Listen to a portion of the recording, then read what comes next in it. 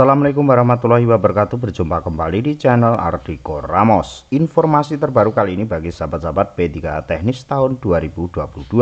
Berikut langsung saja untuk informasi pentingnya. Apa kabar P3K afirmasi? Ketua Honorer K2 minta tenaga teknis administrasi diprioritaskan. Tak bisa dipungkiri bagi sahabat-sahabat P3K teknis yang masuk K2 memang sudah lama mengabdi dan betul-betul bisa dipertanggungjawabkan untuk kredibilitas masa kerjanya.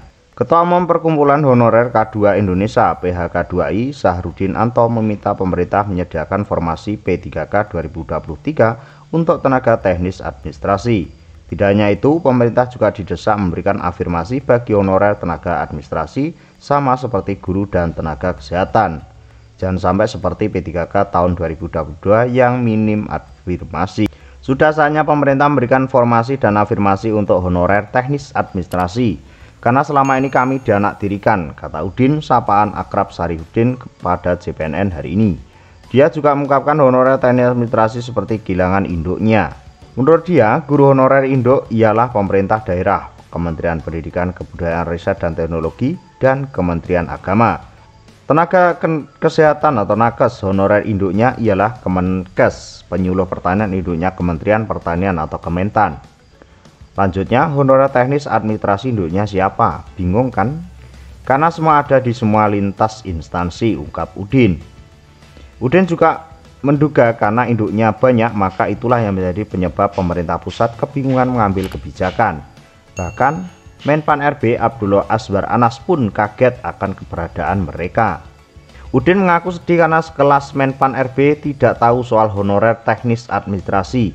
Padahal sebelumnya menjadi Bupati Banyuwangi 2 periode. Dia pun mempertanyakan apakah itu pura-pura tidak tahu atau kurang peduli dengan keberadaan honorer teknis administrasi ini. Seharusnya kalau memang Pak Menpan RB baru tahu, maka harus ada kebijakan khusus yang diperuntukkan bagi tenaga teknis administrasi agar bisa diangkat menjadi P3K, ujarnya.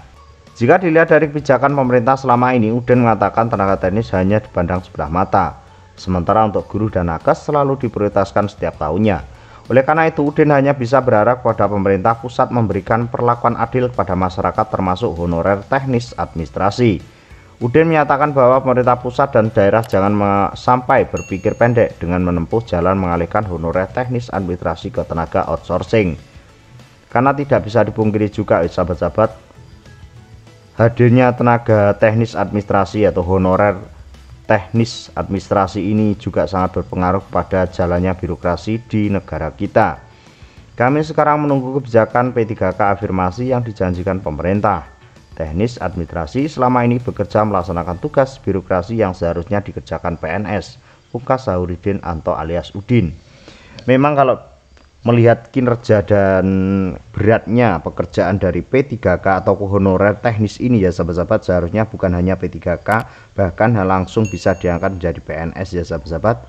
Karena pentingnya dalam memberikan hadirnya dari sahabat-sahabat honorer teknis ini dalam pelaksanaan tugas berjalannya roda birokrasi di negara kita ini. Dan bagaimana untuk selanjutan respon pemerintah terkait dengan hal ini?